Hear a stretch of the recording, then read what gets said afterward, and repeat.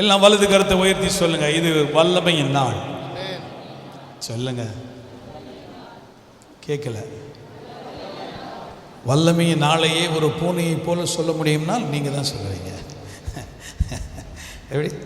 இது வல்லமையின் நாள். அல்லேலூயா. வலது கரத்தை உயர்த்தி சொல்லுங்க, இது வல்லமையின் நாள். கவனிங்க, வேதம் சொல்லுகிறது, கடைசி நாட்களிலே மாம்சமான யாவர் மேலும் என் ஆவியை ஊற்றுவேன், அது அசாதாரண காரியங்களை நடத்தி வைக்கும் என்று சொல்லுகிறது. ஆனால் எனக்குள்ள எப்பொழுதுமே ஒரு காரியம் இருக்கும், இன்னும் அது ஒன்றும் அந்த ஆரம்ப நாட்களில் நடந்தது போல இந்த கடைசி நாட்களில் நடக்கலையே, அப்படி என்கிற துக்கமும் அப்படி என்கிற ஒரு மனப்பான்மையும் எனக்குள்ள இருந்து கொண்டே இருக்கும். ஆனால் கர்த்தர் வாக்குரைத்தது பொய்யாகாது. நிச்சயமாய் கர்த்தர் கடைசி நாட்களிலே தம்முடைய மக்கள் மீது வல்லமையை அவர் ஊற்ற அவர் போதுமானவராய் இருக்கிறார். ஆமென் சொல்ல ஆளே. ஹல்லேலூயா, ஹல்லேலூயா. நல்ல கவனிங்க, வல்லமைக்கும் பரிசுத்தத்திற்கும் ஒரு பெரிய சம்பந்தம் இருக்கிறது. Praise the Lord. வல்லமைக்கும் பரிசுத்தத்திற்கும் ஒரு பெரிய சம்பந்தம் இருக்கிறது. அதைத்தான் இன்று நான் உங்களோடு கூட தியானிக்க விரும்புகிறேன். கர்த்தர் கடைசி நாட்களில் சபையை வல்லமை ஆக்கப் போகிறார் என்பது உண்மைதான், கூடவே பரிசுத்தமும் செய்ய விரும்புகிறார். ஆமென் சொல்ல மாட்டேங்கிறீங்க. பரிசுத்தமும் தேவன் செய்ய விரும்புகிறார். சபையை மறுபடியும் பரிசுத்தமாக்கி அவர் வல்லமைப்படுத்த விரும்புகிறார். வாசிக்கலாமா? ஒரு சம்பவத்தை, ஆண்டவராகிய இயேசு கிறிஸ்து சொன்ன ஒரு சம்பவத்தை, ஒரு உதாரணத்தில் இருந்து இந்த நாளின் செய்தியை நான் ஆரம்பிக்க விரும்புகிறேன். வாசிப்போம். லூக்கா சுவிசேஷம் 11ஆம் அதிகாரம் 25ஆம் வசனத்திலிருந்து வாசிக்கலாம். லூக்கா 11:25. அதில் வரும்போது அது பெருக்கி ஜோடிக்கப்பட்டிருக்க கண்டு, அதில் வரும்போது அது பெருக்கி ஜோடிக்கப்பட்டிருக்க கண்டு திரும்பி போய் தன்னிலும் பொல்லாத வேறு 7 ஆவிகளை கட்டி கொண்டு வந்து, தன்னிலும் பொல்லாத வேறு 7 ஆவிகளை அது கட்டிட்டு வந்துச்சா, கூட்டிட்டு வந்துச்சா? கூட்டி கொண்டு வந்து உட்புகுந்து அங்கே குடியிருக்கும். அப்பொழுது அந்த மனுஷனுடைய முன்னிலைமையிலும் அவன் பின்னிலைமை எப்படி இருக்குமா? அதிக கேடுள்ளதாக இருக்கும். எல்லாருக்கும் நல்ல தெரிந்த சம்பவம். நல்ல கவனிங்க. ஆண்டவர் இயேசு ஒரு உதாரணத்தை சொல்லுகிறார். என்னவா? ஒரு மனுஷனுக்குள்ளே அசுத்தாவி புகுமானால், அசுத்தாவி வருமா வராதா? அப்போ கண்டிப்பா வரும். எல்லா மனுஷனையும் அதை பிடிக்க முயற்சி செய்து நமக்குள்ள இயேசு இருக்கிறதுனால அசுத்தாவி வர்றதில்லை. சில நேரம் நம்மை இன்ஃப்ளூயன்ஸ் பண்ணுது. இப்போ அப்படிதான், அதனால தான் சொன்னேன், பேதுருவுக்கு அப்படிப்பட்ட காரியங்கள் நடந்தது. இன்ஃப்ளூயன்ஸ் பண்ணோம் கொஞ்சம், அது செல்வாக்க பயன்படுத்த நினைக்கும், உள்ள புகுந்து ஆட்டாது. ஆனா வெளியே இருந்து கொஞ்சம் இன்ஃப்ளூயன்ஸ் பண்ணி ஏதாவது விழப்பண்ணலாமா, அவனை தடுமாற செய்யலாமா. ஆனா அதே வித்தியாசத்தை கவனிங்க. யூதாஸ் காரியத்துக்குள்ள என்ன ஆச்சா? அவன் அப்பத்தை எடுத்து ரசத்தில் தோய்த்து சாப்பிட்ட போது என்ன நடந்ததா? அவனுக்குள்ளே அசுத்தாவி உள் புகுந்தது. நல்ல கவனிங்க. வெளியிருந்து இன்ஃப்ளூயன்ஸ் பண்றதுக்கும் உள்ள புகுந்து வேலை செய்யறதுக்கும் வித்தியாசம் இருக்கு. அதைத்தான் இங்க ஆண்டவர் ஒரு உதாரணத்தோடு விளக்கி சொல்கிறார். அசுத்த ஆவி ஒரு மனுஷன்கிட்ட வெளியே போகும்போது, நல்ல கவனிங்க, வெளியே போ, அவங்களுக்குள்ள ஆட்டிட்டு இருந்துச்சு. ஆண்டவர் போ அப்படின்னு போன உடனே அது என்ன ஆகுதான்? வெளியெல்லாம் சுற்றி அலைந்து வனாந்தரத்தில் சுத்தி திரிஞ்சு, அதுக்கு ரெஸ்ட் இல்லாததுனால, இளைப்பாறுதல் இல்லாததுனால, இடம் கிடைக்காததுனால அது திரும்பி வந்து பார்க்கும்போது எப்படி இருந்துச்சா அந்த வீடு? சொல்லுங்க, எப்படி இருந்துச்சா? அது பெருக்கி சுத்தமாக்கப்பட்டு அப்புறம் ஜோடிக்கப்பட்டு, அதனால அது வீடு எப்படி இருந்துச்சு? பழப்பழப்பா இருந்தது. அல்லேலூயா. வீடுனா அதை கொஞ்சம் பெருக்கணும். அம்மா மாரே, உங்களுக்கு தான் சொல்றேன், அட்லீஸ்ட் வாரத்துக்கு ஒரு முறையாவது துடைக்கணும். துடைக்கிறீங்களா? எங்கள் வீட்டில் சண்டே வந்துடும். ஏன்னா நான் இந்த ஜன்னல் கதவெல்லாம் அழுக்கா இருக்கிறத பார்த்தா சும்மா இருக்க மாட்டேன். மண்டே எனக்கு லீவ் இருந்துச்சுன்னா, மண்டே மீட்டிங் இல்லைன்னா நானே ஒரு ப்ரஷ் எடுத்துக்குவேன், அப்புறம் ஒரு துணி எடுத்துக்குவேன், ஒரு அன்னக்கூடையில் தண்ணி வச்சுக்குவேன், ப்ரஷ்ஷில் தண்ணியை போட்டு நல்லா ஜன்னலெல்லாம் தொடச்சி அதுக்கெல்லாம் நிறைய எக்யூப்மெண்ட்ஸ் வாங்கி வச்சுருப்பேன். நான் எனக்கு வீட்டுக்கு வந்து பார்த்தீங்கன்னா தெரியும், எல்லாத்தையும் க்ளீன் பண்ணா. ஏப்பா சும்மா இருக்க மாட்டீங்களா? என் ஒய்ஃப் சொல்லுவாங்க, ஏப்பா சும்மா இருங்க, நாங்கள் பார்த்துக்கிடுவோம் அப்படின்னா. நீங்கள் பார்த்துக்கிட்டீங்க, நாங்கள் தான் பார்த்துக்கிறோம்ல அப்படின்ட்டு போய் எல்லாத்தையும் போட்டு நல்லா க்ளீன் பண்ணி சுத்தம் பண்ணால் தான் எனக்கு சந்தோஷமாக இருக்கும், தூக்கம் வரும். ஏன்? வீடுன்னு இருந்தால் சுத்தமாக இருக்கணும், கொஞ்சம் துடைக்கணும் இல்லையா? சொல்லுங்களேன். உங்கள் வீட்டை துடைக்கிறீங்களா? சுத்தப்படுத்துகிறீங்களா? நல்லா சுத்தமாக இருக்கா? பாஸ்டர் வரும்போது ஓடி போய் தொடப்பத்தை எடுத்து போட்டு பெருக்காதீங்க. பாஸ்டர் ஒரு நிமிஷம் இருங்க. நிறைய வீட்டில் அப்படி நடந்திருக்கு. ஒரே நிமிஷம் இருங்க பாஸ்டர், தொடச்சிடுறோம் பெருக்கிறோம் வாங்க. நான்லாம் கவலைப்பட மாட்டேன், உள்ளே போயிடுது நேரம்.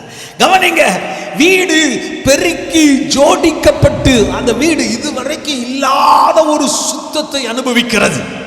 அசுத்தாவி இருந்தால் அந்த வீட்டில் என்ன இருக்காது? சுத்தம் இருக்காது. நான் சொல்றது இந்த உள்ளான வீடு, இந்த உள் வீட்டில் சுத்தம் இருக்காது, அசுத்தம் நிறைஞ்சிருக்கும், காம விகாரம் இருக்கும், அசுத்த சிந்தனைகள் இருக்கும், கன்சின்டஸ் உள்ள நிரம்பி இருக்கும், சிந்தனைகள் கட்டு போய் பயங்கரமான மோசமான நிலை இருக்கும். ஆனா அசுத்தாவிகள் வெளியே போன உடனே சொல்லுங்க, வீடு பெருக்கி எப்படி இருக்குமா? அது சுத்தமா ஜோடிக்கப்பட்டு நம்ம சபையை சுத்தம் பண்ற மாதிரி நல்லா ஆண்டவர் சுத்தமாக்கிட்டார். ஆமென் சொல்லுங்க. எத்தனை பேர் வீடு இப்போ சுத்தமா இருக்கு? கையை காமிங்க. எத்தனை பேர் வீடு சுத்தமா இருக்கு? கொஞ்சம் பேருக்கு டவுட்டா இருக்கு, நம்ம வீடு இன்னும் சுத்தம் ஆகலை தானே, நம்ம அதே அழுக்கோடு தானே இருக்கிறோம் இல்லை? தம்பிமார் சொல்லுங்க, எத்தனை பேர் வீடு சுத்தமா இருக்கு? தங்கச்சிமார் சொல்லுங்க, எத்தனை பேர் வீடு சுத்தமா இருக்கு? சிவன் வீடு சுத்தமா இருக்கா? இங்கேயே டிஸ்கஷன் நடக்குது. கவனிங்க, நம்ம வீடு சுத்தமா இருப்பதை கர்த்தர் விரும்புகிறார். நம்முடைய இருதயம் சுத்தமா இருக்கிறதை விரும்புகிறார். ஏன்? இருதயத்தில் சுத்தம் உள்ளவர்கள் பாக்கியவான்கள், அவர்கள் என்ன செய்வார்களாம்? தேவனை தரிசிப்பார்கள். அல்லேலூயா. அப்ப வீடு சுத்தமா இருக்கணும். இப்ப போயிருச்சு, பிசாசு வெளியே போய் தேடுறான், ஏதாவது ஒரு வீடு கிடைக்குமா அப்படின்னு சொல்லி. அட்லீஸ்ட் வாடகைக்காவது கிடைக்குமா, ஏதாவது நம்ம கொடுத்துருவோம், வாடகைக்காவது கிடைக்குமா அப்படின்னு சுத்தி பார்க்கறான். ஒரு வீடும் கிடைக்கல. அப்ப யோசிக்கிறான், சரி நம்ம விட்டு வந்த வீடு அது இப்போ எப்படி தான் இருக்குன்னு போய் பார்ப்போமே, அதே வீட்டை போய் பார்ப்போமே அப்படின்னு சொல்லி திரும்பி வந்த போது அப்போதான் தெரியுது அந்த வீடு புதுசா இருக்கு. ஏன்? ரெனோவேட் பண்ணியிருக்காங்க. எல்லாம் இடிக்கப்பட்டதெல்லாம் சரி செய்யப்பட்டு, எங்கெல்லாம் பெயிண்ட் பேர்ந்திருக்கோ அதெல்லாம் சரி அடைச்சு, கதவு ஜன்னல்லாம் சுத்தம் பண்ணப்பட்டு, பெயிண்ட் அடிக்கப்பட்டு, தரையெல்லாம் பாலிஷ் பண்ணப்பட்டு, அந்த வீடு அது மாத்திரமல்ல, என்ன செய்யப்பட்டிருந்ததாம்? ஜோடிக்கப்பட்டிருந்ததாம். வெளியெல்லாம் எல்லாம் விளக்குகள்லாம், அலங்கார விளக்கெல்லாம் எரிஞ்சிட்டு இருக்கு. என்னடா இது? நம்ம இருந்தப்போ இருளடைஞ்சு கிடந்தது, வெறும் குப்பையா இருந்துச்சு, மண்ணும் கல்லுமா கிடந்துச்சு. இப்போவோ எப்படி இருக்கிறது? வீடு அருமையாய், மிக அழகாய், மிக என்ன ஜோடிக்கப்பட்டதாய், அற்புதமான வீடாய் இருக்கிறபடினால இந்த பிசாசு வெளியிருந்து பார்த்துச்சு. பார்த்துட்டு போய் என்ன செஞ்சிச்சான்? சொல்லுங்க, என்ன செஞ்சிச்சான்? தன்னிலும் பொல்லாத 7 ஆவிகளை கூட்டி கொண்டு வந்ததாம். 7ஆ? சரி, இப்ப எனக்கு உங்ககிட்ட ஒரு கேள்வி இருக்குது. எல்லாம் என்ன கவனிங்க. ஏன் திரும்பி போய் திரும்பவும் பொல்லாத 7 ஆவிகளை கூட்டி கொண்டு வந்தது?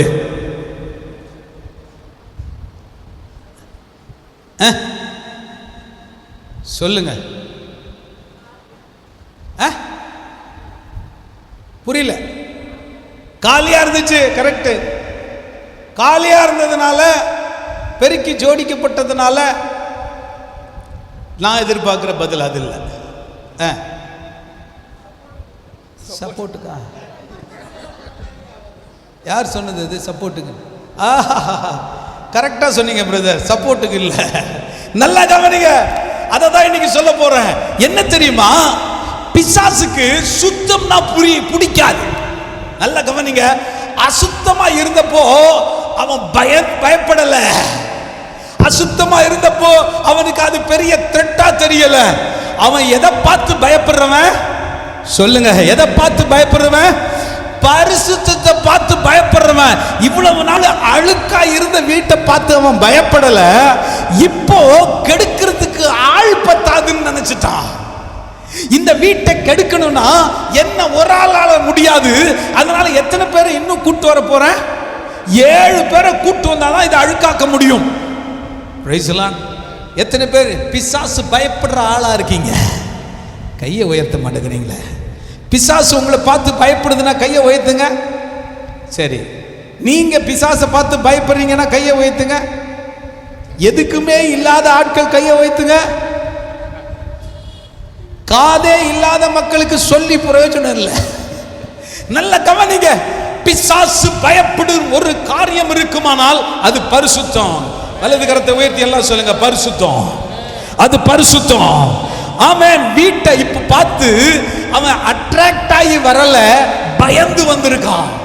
வீட்டை பார்த்து இப்போ அவன் ஈர்க்கப்பட்டு வரல, பயந்து வந்திருக்கான். நல்லா கவனிங்க. பரிசுத்தமானாலும் வருவான், இடம் கொடுத்தா வந்துருவான்.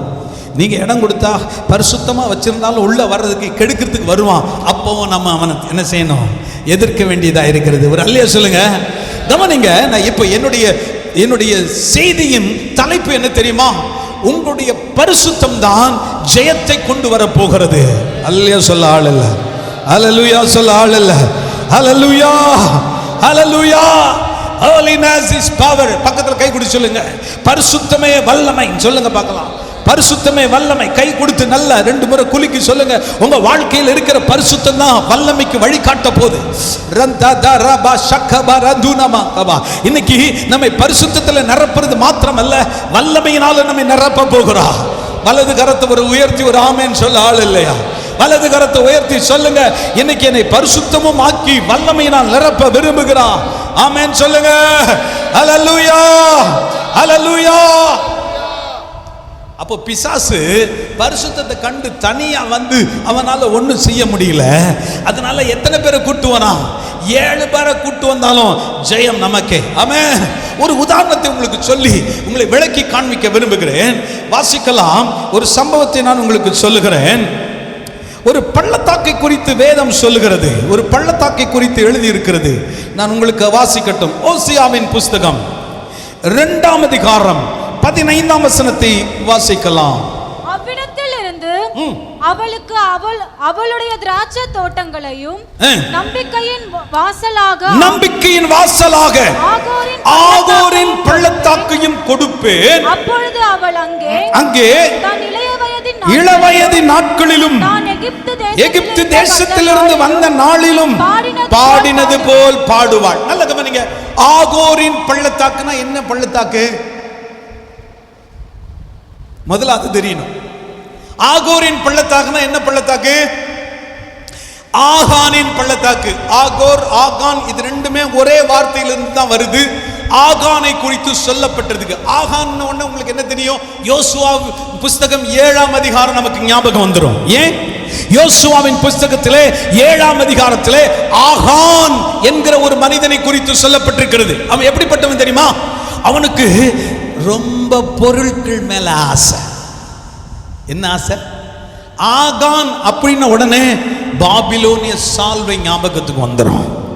ஆகான் அப்படின்னு உடனே பொண்ணு நமக்கு ஞாபகத்துக்கு வந்துடும்.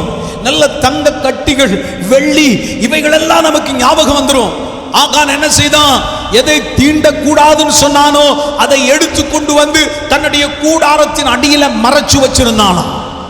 லிசன் மீ, நல்ல கவனிங்க, என்ன பாருங்க, என்ன பாருங்க. ஆகான் தன்னுடைய கூடாரத்துக்குள்ள, ஏன்னா வழி நெடுக போய்கொண்டிருக்கிறார்கள், அவருடைய பிரயாணத்தில் போயிட்டு இருக்கும் போது ஆகானுக்கு ஒரு ஆசை வந்துருச்சு. என்னது? போகும்போதே கொள்ளடிச்சிட்டு போனா நல்லா தானே இருக்கும். நம்ம ஊர் அரசியல்வாதி மாதிரி இருந்திருப்பான் போல இருக்குது. ஆகான் போகும்போதே என்ன பண்ணலாம்? கொஞ்சம் கொஞ்சம் சொல்லுங்க. இங்கே யாராவது அரசியல்வாதி இருக்கீங்களா? நல்ல வேலை இல்லை. போகும்போதே அப்படியே கொஞ்சம் கொஞ்சம் ஒரு 10% கொடுத்தா போதுமையா? டெண்டர்ல ஒரு 2% எனக்கு கவனிச்சிரு போதும் அப்படின்னு தான் இன்னைக்கு போய்கிட்டு இருக்கு அரசியல். இது மாதிரிதான் ஆகான்னு நினைச்சான். போகும்போதே ஒரு சால்வைக்கும் அரசியலுக்கும் ரொம்ப சம்பந்தம் இருக்குல்ல. ஆமா, எதுக்கெடுத்தாலும் சால்வை போட்டு, அதுவும் என்ன சொல்லுவாங்க, பொன்னாடைன்னு. என்கிட்ட வந்து கேட்டான் ஒருத்தன், அண்ணே என்னண்ணே பொன்னாடைங்கிறாங்களே எப்படிண்ணே? அடா அது பொன்னாடை இல்லைடா, இந்த பன்னாடை அப்படின்னு சொல்றதுக்கு தான் பொன்னாடைன்றாங்க. என்னதுங்க, இந்த பன்னாடைன்னு சொல்றதை தான் மறைமுகமா பொன்னாடைங்கிறாங்க. அதெல்லாம் நீ கண்டுக்காத. ஒரே சிரிப்பு அவனுக்கு. நல்லா கவனிங்க, இவன் சால்வை எடுத்து, தங்கத்தை எடுத்து, வெள்ளியை எடுத்து தன் கூடாரத்துக்கு கீழே புதைச்சி வச்சு அப்படியே காத்துட்டு இருக்கான், போகும்போது அள்ளிட்டு போனு. ஆண்டவர் அதை தானே அங்க சுட்டி காட்டுறாரு. இருதயத்தில் சுத்தம் வேணையா. ஆண்டவருக்கு என்ன ஒரு சால்வை கொடுக்கறது பெரிய விஷயமா? ஒரு பாபிலோனிய சால்வையை அவனுக்கு தர்றதுக்கு பெரிய விஷயமா? கொஞ்சம் தங்கத்தை கொடுக்கறதுல பெரிய விஷயமா? கொஞ்சம் வெள்ளியை தர்றதுல பெரிய விஷயமா? ஆனா சொல்றாரு, இதை தொடாதானே நீ தொடக்கூடாது.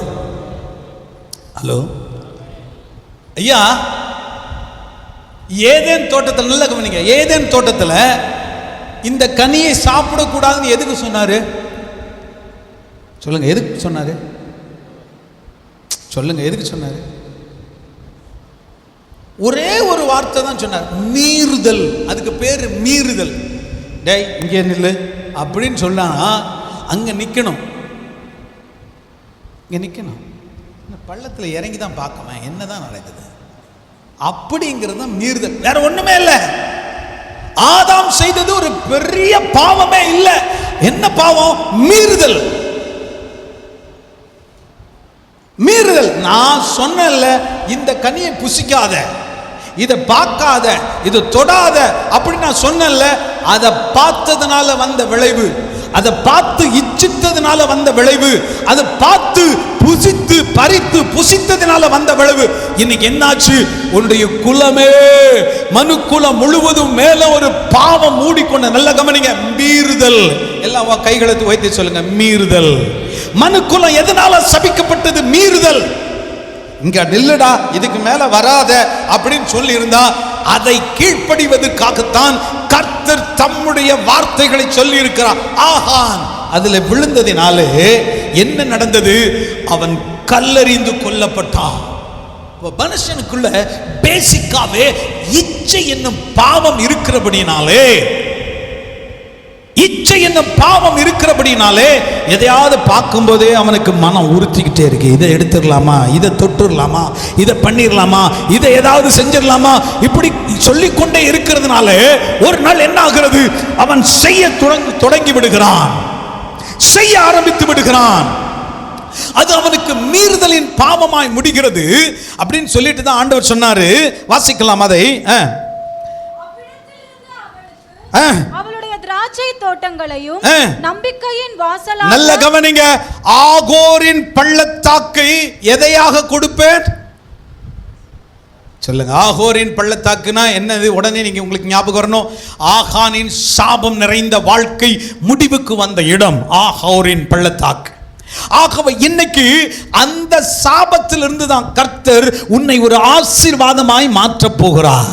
இப்ப சொல்லுங்க, என்னுடைய பழைய வாழ்க்கையிலிருந்து, வலது கரத்தை உயர்த்தி சொல்லுங்க, என்னுடைய பழைய வாழ்க்கையிலிருந்து ஒரு புதிய பரிசுத்தத்தை நோக்கி, நல்ல சத்தமா சொல்லணும், ஒரு புதிய பரிசுத்தத்தை நோக்கி. உன் பழைய வாழ்க்கை எப்படி இருக்கின்றது? ஆண்டவருக்கு ஒரு பிரச்சனை இல்லை, ஒரு பெரிய பொருட்டே இல்லை. பழைய வாழ்க்கை என்னவா இருக்கிறது என்று ஆண்டவருக்கு ஒரு பெரிய போராட்டமே இல்லை. அவர் உன்னை புதிய பரிசுத்தத்துக்குள்ளே நடத்த வல்லவராய் இருக்கிறார். கரங்களை உயர்த்தி சொல்ல மாட்டேங்கிறீங்க? ஆமென், ஆமென். சாபத்திலிருந்து ஆசீர்வாதத்தை நோக்கி வலது கரத்தை உயர்த்தி சொல்லுங்க, என் பழைய வாழ்க்கை சாபம்தான், என் பழைய வாழ்க்கை பாவம் நிறைந்திருந்தது தான், என் பழைய வாழ்க்கை பார்க்க கூடாத அளவுக்கு கசப்பாய் இருட்டாய் இருந்தது தான். ஆனால் என்னுடைய புதிய வாழ்க்கையை கர்த்தர் பிரகாசமாய் மாற்ற போகிறார். ஒரு ஆமென் சொல்ல மாட்டேங்க? ஏன்னா பரிசுத்தத்தை பார்த்து பிசாசே நடுங்குவான், சப்போர்ட்டுக்கு ஆளை கூப்பிட்டு வருவான். எத்தனை பேரை? இந்த வீடு நல்லா பெருக்கி ஜோடிக்கப்பட்டிருக்கு, இவன் நல்லா ரட்சிக்கப்பட்டிருக்கான், இவன் நல்ல ஆவிக்குரிய மனுஷனா இருக்கான், இவன் வேதத்தை வாசிக்கிறான், இவன் ஜெபிக்கிறான், இவன் ஊழியத்துக்கு ஓடுறான், இவன் கர்த்தருக்காக பயப்படுறான், இவன் ஆண்டவருடைய பிள்ளையா இருக்கிறான். அதனால இவனை ஜெயிக்கிறதுக்கு என்ன வேணும்?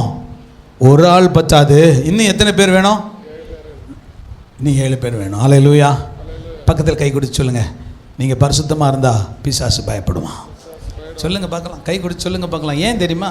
நீங்கள் சொன்னீங்கன்னா அது அப்படி நிறைவேறும். ஆமாம், வாயில் சொன்னீங்கன்னா அது நிறைவேறும். பக்கத்தில் கை கொடுத்து சொல்லுங்க, உங்களை பார்த்து பிசாசு பயப்படுவான், ஏன்னா உங்கள் பரிசுத்தத்தை பார்த்து பயப்படுவான். அல்லேலூயா. சொல்லுங்க ஒரு அல்லேலூயா. அல்லேலூயா. ஒருவேளை இன்னைக்கு நீங்கள் அசுத்தமாக இருக்கீங்கன்னா ஒன்று பண்ணுங்க, ஆண்டவரே ஆகோரின் பள்ளத்தாக்கிலிருந்து நம்பிக்கையின் பள்ளத்தாக்குக்கு நான் போகிறேன். ஆகோரின் பள்ளத்தாக்குனா ஆகானின் பள்ளத்தாக்கு, அது அசுத்தமான பள்ளத்தாக்கு, அது இச்சையின் பள்ளத்தாக்கு, அது விழுந்து போன பள்ளத்தாக்கு, அது அவன் சாவின் பள்ளத்தாக்கு. இன்னைக்கு ஜீவனின் மலை மேல் ஏறுவதற்கு என்னை எதிர்காலத்தை கொண்டு செல்ல விரும்புகிறா. கரங்களை தட்டி எல்லாரும் ஒரு 10 செகண்ட் சொல்லுங்களேன். நல்லா கரங்களை தட்டி, ஆண்டவரே எனக்கு ஒரு ஜீவனின் மலையை வைத்திருக்கிறீர், உனக்கு ஜீவனின் நம்பிக்கையின் ஒரு இடத்தை வைத்திருக்கிறீர், அங்கே செல்ல ஆயத்தமாயிருக்கிறேன். ஹல்லேலூயா. ஹல்லேலூயா. சொல்லுங்க சொல்லுங்க ஆமென். ஆனா இன்னைக்கு நிலைமை என்ன? வாசிக்கலாம். புலம்பலின் புஸ்தகம் 4ஆம் அதிகாரம் 1ஆம் வசனத்தை வாசிப்போம். புலம்பல் 4:1. ஐயோ ஐயோ பொன்மங்கி பொன்மங்கி பசும் பொன்மாரி பசும் பொன்மாரி பரிசுத்த ஸ்தலத்தின் கற்கள் சகல வீதிகளின் கொட்டுண்டு போயிற்று, முனையிலும் கொட்டுண்டு போயிற்று. ஐயோ தங்கத்துக்குப்பான விலையேறப்பெற்ற சீயோன் குமாரர் குயவனுடைய கைவேலையான மண்பாண்டங்களாய் எண்ணப்படுகிறார்களே.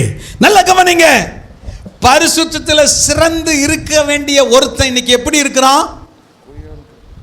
உங்களை பார்த்து தங்கம் அப்படிங்கிறார் ஆண்டவர். உங்களை பார்த்து என்ன சொன்னாரா? சொல்லுங்க, என்ன சொன்னாரா? ஹலோ தம்பிமார், உங்களை தான் பார்த்து சொல்கிறாரு. உங்களை பார்த்து சொன்னாரா ஆண்டவர் தங்கம்?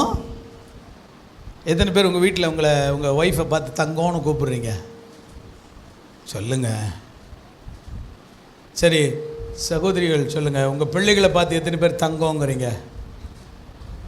சிலர்லாம் தைரியமாக சொல்கிறாங்க தங்கம்னு.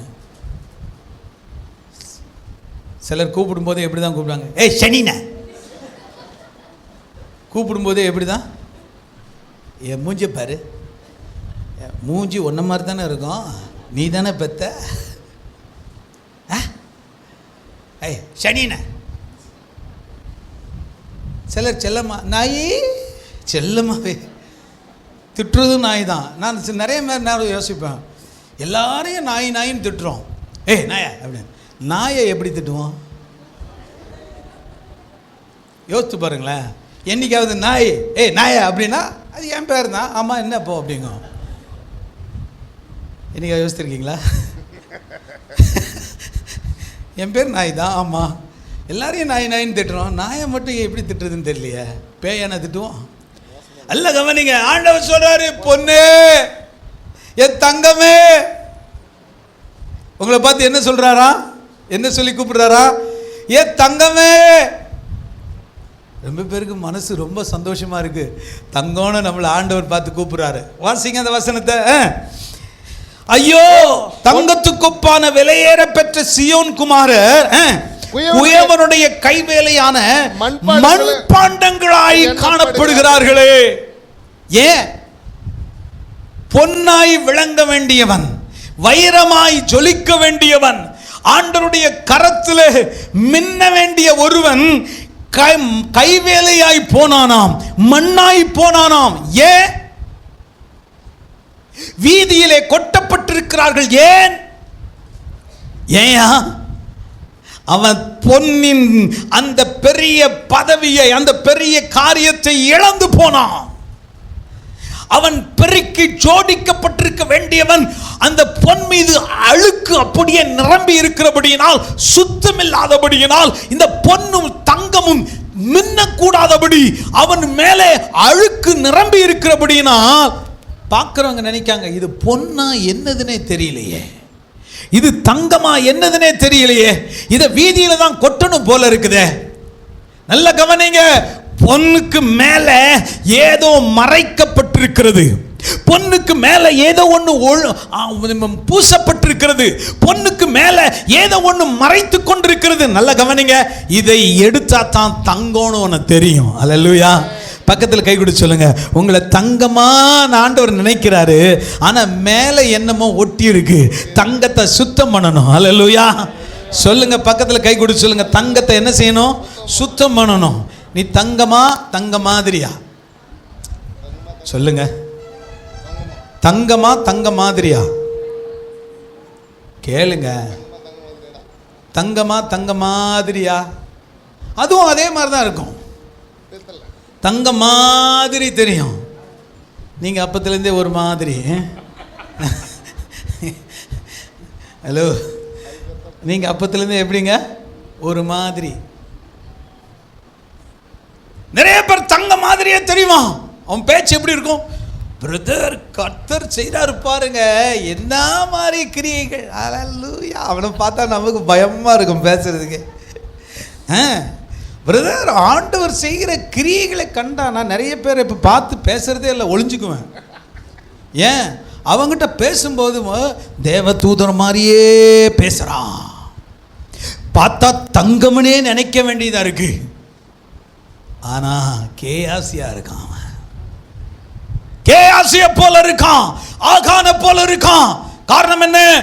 விழுகைக்கு ஏதுவாய் அவன் மீது என்ன ஒட்டி இருக்கிறது? சொல்லுங்க. தங்க மாதிரி மின்ன வேண்டியவன் இன்னைக்கு வீதிகளில் கொட்டப்பட வேண்டிய அளவுக்கு போயிட்டான். இன்னைக்கு ஒரு பரிசுத்தம் நம்மை மூட போகிறது. ஒரு ஆமென் சொல்ல ஆள் இல்லை. கரங்களை உயர்த்தி சொல்லுங்க, பொன்னையும் தங்கத்தையும் கர்த்தர் பரிசுத்தமாக்கி, ஹல்லேலூயா, இந்த வீட்டை ஜோடிச்சு, ஹல்லேலூயா, கரங்களை உயர்த்தி சொல்லுங்க, ஹல்லேலூயா, ஓ ஹல்லேலூயா. நல்ல கவனிங்க, நிறைய பேர் ஆண்டவர் வேற மாதிரி கூப்பிடுறார். இன்னொரு வசனத்தை உங்களுக்கு காண்பிக்கிறேன், வாசிப்போம். மத்தேயு 7ஆம் அதிகாரம் 6ஆம் வசனத்தை திரும்புங்க.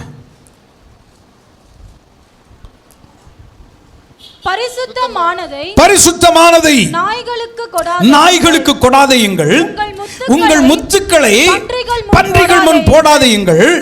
போட்டால் தங்கள் கால்களால் அவைகளை மிதித்து திருப்பிக் கொண்டு உங்களை பீறி போடும். நல்ல கவனிங்க,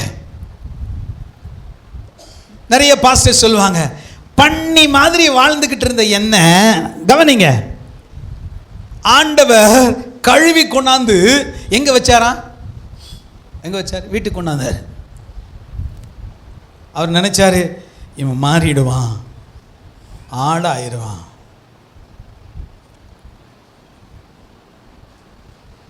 ஆனா பண்ணி புத்தி என்னது சொல்லுங்க? அதுக்கு சில்லுன்னு ஜம்முன்னு இருக்கணும்னா என்னதான் வேணும்? சேர்ல இல்ல, சாக்கடையில. எதுங்க? சாக்கடையில. தூத்துக்குடிக்கு போயிருக்கீங்களா? தூத்துக்குடிக்கு நம்ம அக்கா போட்டியிடுற இடம். இந்த தூத்துக்குடியில் சரியான சாக்கடை வசதியே கிடையாது அந்த நாளில். இந்த நாளில் எப்படி இருக்குன்னு தெரியல, நான் போய் ரொம்ப நாள் ஆச்சு. அங்கே போனால் அப்படி தான் ஒருத்தன் என்ன பண்ணிட்டான், நல்லா ஃபுல்லாக போட்டு வந்தான், ஆடிட்டே வந்தான் பாருங்க. திடீர்னு சில்லுன்னு அப்படியே காலில் பட்ட உடனே அவன் நினச்சிக்கிட்டான், இது ஏசி ரூம்டா, ஏசி ரூமுக்குள்ளே வந்திருக்கோம், படுத்து அப்படியே படுத்துட்டான். படுத்தா பக்கத்தில் யாரோ படுத்துருக்காங்க. என்னடா இது, ஏசி ரூமுக்கு நமக்கு முன்னாடியே யாரோ ஒருத்தர் வந்துட்டாங்களே. ஏய், அவன் நினச்சிக்கிட்டான் ஒய்ஃப்னு, தள்ளி படுறி தள்ளி படுறின்னு. அது ஒரு உரும்பு. இவன் என்ன இப்படி கொரட்டை விடுறா?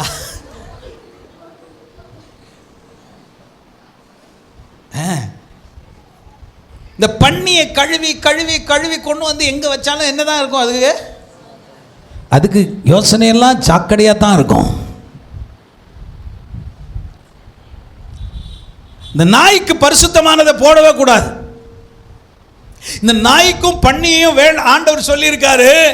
நாயை குறித்து அதிகமாக சொல்லியிருக்காரு. நாயினா உடனே நீங்கள் ஏதோ நம்ம வீட்டில் வளர்க்குற நாயின்னு நினச்சிக்காதீங்க. நாயை குறித்து யாக்கோபு எழுதுகிறாரு, அது தான் தின்னதை கக்குனதை திரும்ப தின்னோம் அப்படின்னு எழுதியிருக்கிற மாதிரி. அதுக்கு தான் நாயின்னாரு. அதனால தான் வெளிப்படுத்த விசேஷத்தில் சொல்லப்பட்டிருக்கு, நாய்கள் எங்கே வர்றதில்லை சொல்லுங்க, எங்கே வர்றதில்லை? பரலோகத்துக்கு வராது. உடனே நீங்கள் நினச்சிங்க ஆமாம் உண்மைதான், எந்த மிருகமும் பரலோகத்துக்கு வராது, வெரி குட் அப்படின்னாதீங்க. அது எதுக்காக சொல்லப்பட்டிருக்கு சொல்லுங்கள்? எதுக்காக? சிம்பாலிக்காக சொல்லப்பட்டிருக்கு. செஞ்சதையே திரும்பி திரும்பி செஞ்சுக்கிட்டு இருக்கவனுக்கு பேர் என்னது? சொல்லுங்க சொல்லுங்க. இப்போ புரியுதா ஏன் உங்களை நாயின்னு சொல்லக்கூடாதுன்னு? புரியுதா? செஞ்சதையே ஆண்டவரே கடைசி முறையாக இப்பொழுதே ஒரே ஒரு சின்ன பெக்கு போட்டுட்டு, இது எப்போ 31ஆம் தேதி நைட்டு டிசம்பர், ஆண்டவரே ஸ்தோத்திரம் ஸ்தோத்திரம் ஸ்தோத்திரம் அப்படி தான் குடிக்கிறது. கடைசியாக காலை லூயா 1ஆம்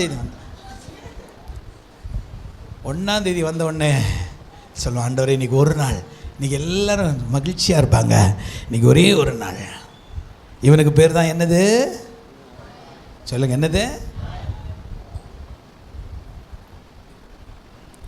இந்த பன்னிக்கும் நாய்க்கும் நம்ம முத்துக்களை போட்டோம்னா, எனக்கு பிரசங்கம் பண்ணி பாருங்க, இவன் எதாவது ஒரு வாலில் ஒன்று பிடிச்சிக்குவான். பாஸ்டர் பைபிளில் இப்படி சொல்லுதே, எப்படி சொல்லுதே? ஒன்றை ஓலப்பாயில் கொண்டு போய் கட்டி, எப்படி சொல்லுது?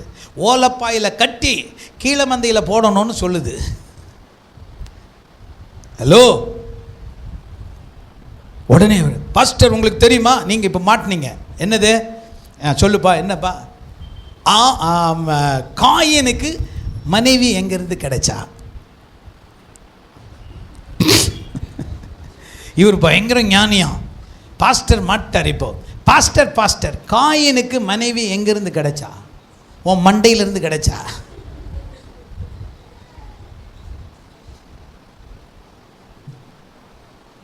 கிறுக்கா 5ஆம் அதிகாரத்தில் எழுதிருக்கு, ஆதாமுக்கு குமாரனும் குமாரத்திகளும் பிறந்தார்கள். அந்த காலத்தில் சகோதரியை கட்டுறது வழக்கமாக இருந்துச்சு. இதெல்லாம் என்ன பெரிய தத்துவமா? நீ பெரிய ஞானி நாய, இதெல்லாமாடா கேள்வி? உன் முன்னாடி முத்துக்களை போட்டா என்ன ஆகும்? திரும்ப திரும்ப சாப்பிட்டு சாப்பிட்டு கக்கி கக்கி தின்னுக்கிட்டு இருப்பேன். ஆண்டவரே மன்னியும் திரும்ப திரும்ப திரும்ப. இந்த பண்ணி முன்னாடி முத்துக்களை போடக்கூடாதான், அதுக்கு தெரியாது முத்துனா என்னது, பவளனா என்னது, தங்கனா என்னது, வசனா என்னது தெரியாது. எத்தனை முறை சொன்னதையே சொல்லிக்கிட்டு இருக்க. அதனால தான் எபிரேயருக்கு எழுதின நிருபத்தின் ஆக்கியோன் சாடுறாரு, உங்களுக்கு போட்ட அஸ்திபாரத்தையே எத்தனை முறை தான் போட்ட அஸ்திபாரத்தையே திரும்ப திரும்ப திரும்ப திரும்ப ஞானஸ்நானத்தை பற்றி சொல்லணும். இல்லைன்னா நீ ஞானஸ்நானமே எடுக்க மாட்ட. கடைசி சாக்கிற வரைக்கும் ஒருத்தர் ஞானஸ்நானமே எடுக்க மாட்டார். ஏன்னு தெரியல. 100 வருஷமா உனக்கு பிரசங்கம் பண்ண,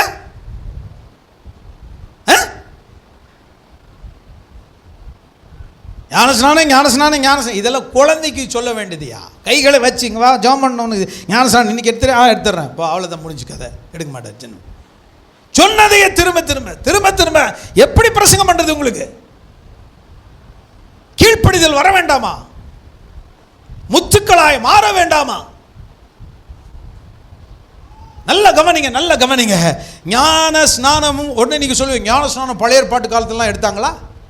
மாட்டினீங்களா? பாஸ்டர் இவர் பெரிய ஞானி மாதிரி.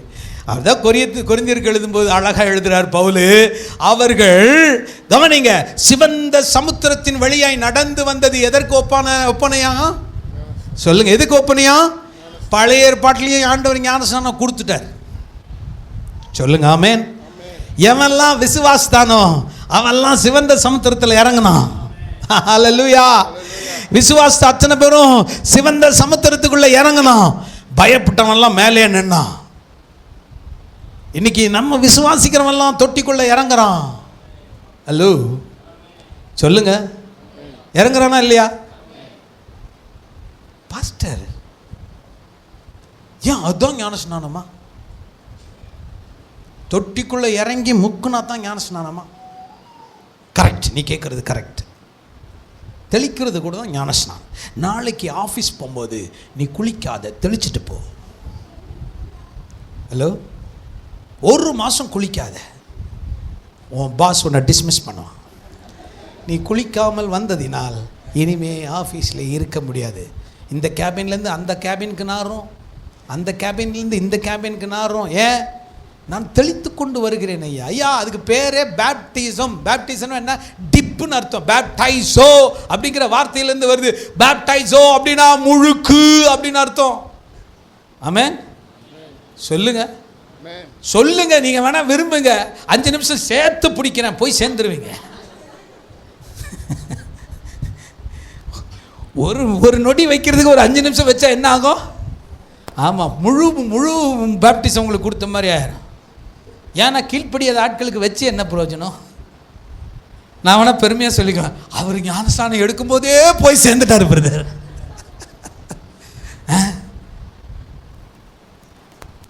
கவனிங்கள், கர்த்தர் இந்த காலத்தில் அதனால தான் இன்னைக்கு சபை ஷைன் பண்ண முடியல. சபை ஏன் பிரகாசிக்க முடியல? பரிசுத்தம் சபைக்குள்ள இல்ல, சுத்தத்தை நாடல, கீழ்ப்படியறதுக்கு மனசு இல்ல, தேவ வைராக்கியம் கொள்வதற்கு மனதில்லை. சொன்னதையே திரும்ப திரும்ப சொல்லி சொல்லி சலிச்சு போயிட்டான். ஒரு மூத்த ஊழியரை சந்தித்தேன், அவர் இல்லை, இப்போ இறந்துட்டாரு. ஏன் பேரை கூட சொல்லாமே, பாஸ்டர் S.A. சுந்தர்ராஜ், நம்முடைய வேலூரில் ஒரு மூத்த ஊழியர். ஒரு நாள் திடீர்னு அவரை CMCயில் சந்திக்க நேர்ந்தது. அப்போ அவர் சொன்னார், ஐ ஆம் ஃபெட் அப் ஆஃப் ப்ரீச்சிங் அப்படின்னாரு. பிரசங்கம் பண்ணி பண்ணி பண்ணி, அவரை போல் பிரசங்கம் பண்ணுற ஆள் கிடையாது. அவ்வளோ நேரம் உட்காந்து கேட்டே இருக்கலாம், அவ்வளோ நல்லா இருக்கும், அவ்வளோ சரக்கு இருக்கும். சொல்கிறாரு, பிரசங்கம் பண்ணி பண்ணி வெறுத்து போச்சுப்பா, அழுத்து போச்சு. ஏன்? ஒருத்தனை திருந்த மாட்டேங்கிறான், ஒருத்தர் ரட்சிக்கப்பட மாட்டேங்கிறான், ஒருத்தருக்கும் மாற்றம் வரல. நான் இன்னைக்கு சொல்கிறேன், தேவ சபையில் ஜனங்கள் மறுபடியும் பெருக்கி ஜோடிக்கப்பட வேண்டியது அவசியமாக இருக்கிறது. சொல்லுங்க ஆமென். நீ ஜோடிக்கப்பட்டா தான் பிசாசுக்கு பயம் வரும். உன் மேலே அட்ராக்ட் ஆகி வரல, பயப்பட்டு வர்றான். நான் சொல்கிறேன், நீ பயந்து உன்னை பயப்படத்தக்கதான பிரமிப்பான ஒரு உருவமாய் மாற்ற விரும்புகிறார். ஆமென் சொல்ல மாட்டேங்கிறீங்க. நீ பிரமிக்கப்பட அதிசயமாய் மாறப்போகிறாய். அல்லேலூயா. ஆகோரின் பள்ளத்தாக்கிலிருந்து உனக்கு ஒரு நம்பிக்கையின் பள்ளத்தாக்கை, ஒரு நல்ல நீரூற்றின் பள்ளத்தாக்கை தேவன் உருவாக்க விரும்புகிறார். உன்னை அதற்கு கொண்டு செல்ல விரும்புகிறார். கரங்களை உயர்த்தி ஒரு ஆமென் சொல்லலாமே. அல்லேலூயா, அல்லேலூயா.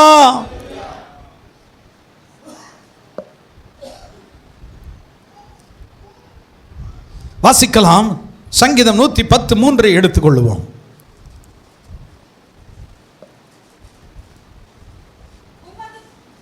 உமது பராக்கிரமத்தின் நாளிலே நல்ல கவனிங்க, உம்முடைய ஜனங்கள் மனப்பூர்வமும் பரிசுத்த அலங்காரம் உள்ளவர்களாய் இருப்பார்கள். விடிய காலத்து கர்ப்பத்தில் பிறக்கும் பனிக்கு சமானமாய் உம்முடைய யவன ஜனம் இருக்கும். ஆமென். நல்ல கவனிங்க, ஆண்டவர் சொல்றாரு, இந்த விடிய காலத்து பனியில பிறக்கும் யுவன ஜனத்துக்கு ஒப்பான உன்னுடைய ஜனம் இருக்கும் என்று சொல்கிறார். எப்படி இருக்குமா? உமது பராக்கிரமத்தின் நாளிலே உம்முடைய ஜனங்கள் மனப்பூர்வமும் பரிசுத்த அலங்காரமும் உள்ளவர்களாய் இருப்பார்கள். அல்லேலூயா. நான் உங்களை பார்த்து இப்பொழுது சொல்ல விரும்புகிறேன், உங்களை தட்டி எழுப்ப விரும்புகிறேன். கவனிங்க பிரியமானவர்களே, நீங்கள் பரிசுத்தமும் அலங்காரமும் உள்ளவர்களாக இருப்பீர்கள். அப்படின்னா என்ன அர்த்தம்? அழகா இருப்பீங்கன்னு சொல்றேனா? திரும்ப சொல்றேன், நீங்கள் பரிசுத்தமும் அலங்காரமுமாய் இருப்பீர்கள் அப்படின்னா என்ன அர்த்தம்? நீங்க எல்லாம் அழகா இருக்கிறீர்கள் சொல்றேனா? என்ன சொல்றேன்? சொல்லுங்க, என்ன சொல்றேன்? உங்களுக்கு இன்னும் புரியல. திரும்ப சொல்றேன், நீங்கள் பரிசுத்தமும் அலங்காரமும் உள்ளவர்களாய் இருப்பீர்கள் அப்படின்னா என்ன அர்த்தம்?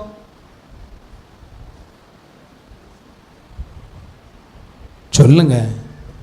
நேரா சொன்னாவே எங்களுக்கு புரியாதுங்கிறீங்களோ? You are so powerful. நீ வல்லமை உள்ள மாளாய் மாறுவாய். பரிசுத்தம் தான் என் வல்லமை. ஆமென் சொல்லுங்க. பரிசுத்தத்தை குறித்து வேதம் சொல்லுது, அவர் பரிசுத்த அலங்காரத்துடனே தொழுது கொள்ளப்பட வேண்டியவர். உனக்குள்ள பரிசுத்தம் வந்துச்சுன்னா, நல்லா கவனிங்க, இது வரைக்கும் ஜெயிக்க முடியாத காரியத்தில் இன்னைக்கு ஒரு பொருத்தனை எடுக்க போகிறோம். ஹலோ, பிரதர்ஸ், இது வரைக்கும் ஜெயிக்க முடியாத காரியத்தில், இது வரைக்கும் விடக்கூட முடியாத காரியத்தில் இன்னைக்கு ஒரு பொருத்தனையை நம்ம எடுக்க போறோம். வாசிக்கலாம். அதுக்கு ஒரு அழகான வசனத்தை ஆண்டவர் தருகிறார். வாசிப்போம். யோசுவாவின் புஸ்தகம் 7ஆம் அதிகாரம் 19ஆம் வசனம். ஓ ஹalleluya. அப்பொழுது யோசுவா ஆகானை நோக்கி மகனே, நீ இப்பொழுது இஸ்ரவேலின் தேவனாகிய கர்த்தரை மகிமைப்படுத்து, அவருக்கு முன்பாக அறிக்கை பண்ணி நீ செய்ததை எனக்கு சொல்லு, அதை எனக்கு ஒழிக்காதே என்றார். நல்ல கவனிங்க. அறிக்கை பண்ணுவது யாரை மகிமைப்படுத்துவதா இருக்குமா? இஸ்ரவேலின் தேவனை மகிமைப்படுத்த ஒரு செயல் இருக்குமானா என்கிட்ட நீங்க அறிக்கை பண்ணாதீங்க, ஆண்டவர்கிட்ட சொல்லுங்க. ஆண்டவரே, இன்னிலிருந்து பழையவைகள் எல்லாம் ஒளிந்து போயின, எல்லாம் புதிதாயின. சொல்ல ஆள் இல்லை. பழைய பாவங்கள் எல்லாம் என்னை விட்டு போன, என்னை புதிதாய் மாற்றுகிற கர்த்தருக்கு என்னை ஒப்பு கொடுக்கிறேன். அல்லேலூயா. நல்லா சொல்லுங்க. உங்களுக்கு முன்பாக நான் முத்துக்களை போட்டு கொண்டிருக்கிறேன். நீங்க ஏதோ ஒன்று என்று நினைத்தல்ல, நீங்கள் மனம் திரும்பக்கூடிய தேவனுடைய புத்திரர்கள் என்று நான் நினைக்கிறேன். உங்களை பார்த்து கர்த்தர் சொல்லுகிறார் தங்கம் என்று சொல்லுகிறார். உங்களை பார்த்து கர்த்தர் அழைக்கிறார் நீ பொன்னாக விளங்குவாய் என்று சொல்லுகிறார். உங்களை பார்த்து கர்த்தர் உருவாக்கும்படி விரும்புகிறார். கர்த்தர் உங்களை பரிசுத்தத்தினால் வல்லமையினால் எழுப்பும்படி விரும்புகிறார். அசெம்பிளி ஏதோ பாஸ்டரும் தான் சேர்ந்து பிசாசை ஓட்டக்கூடியவர்கள் அல்ல. கடைசியில் உட்கார்ற ஒரு சகோதரி ஜெபம் பண்ணாலும் பிசாசு ஓடக்கூடிய ஒரு ஸ்தலமாய் மாற போகிறது. ஆமென் சொல்லல. நீங்க விசுவாசிக்கிறீங்களா? விசுவாசிக்கிறீங்களா? நான் சொல்றேன், பரிசுத்தம் உங்களுக்குள்ள அலங்காரமா இருக்குமானா அதுவே வல்லமையின் ஆரம்பமா இருக்கிறது. யோசுவா அழகா சொல்றார், ஆகான், நீ அறிக்கை இடுவது தேவனுக்கு மகிமையா இருக்கும். உன் பாவங்களை மறைக்காதப்பா தம்பி, உன் அக்கிரமங்களை மறைச்சு வைக்காத. ஏன்னா மறைச்சு வைக்க முடியாது. உன்னுடைய குற்றங்களை, உன்னுடைய குறைவுகளை மறைத்து வைக்க முடியாது. ஏன் தெரியுமா? ஒரு நாள் அது நன்மையோ தீமையோ எங்கே கொண்டு வந்து நிறுத்துவேன் என்று சொல்லுகிறார். வசனமே தெரியாத ஒரு மக்கள்கிட்ட பேசின எப்படி? நன்மையோ தீமையோ எங்க கொண்டு வந்து நிறுத்துவேன்?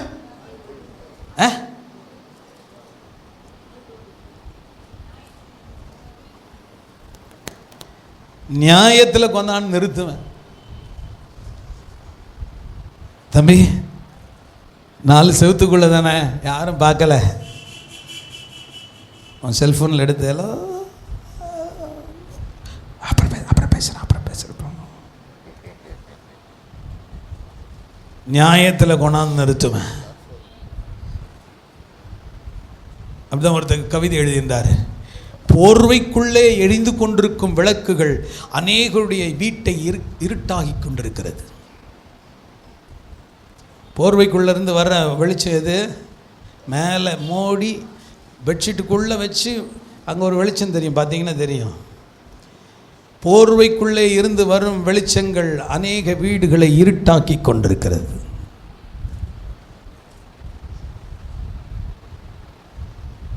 உங்கள் செல்ஃபோன் பரிசுத்தமாக இருக்கணும். ஆமேன்னு சொல்லுங்கள். உங்கள் மொபைல் ஃபோனை என்கிட்ட நான் உடனே டக்குன்னு செக் பண்ண கொடுப்பீங்களா? பாஸ்டர் நாளைக்கு வாங்க.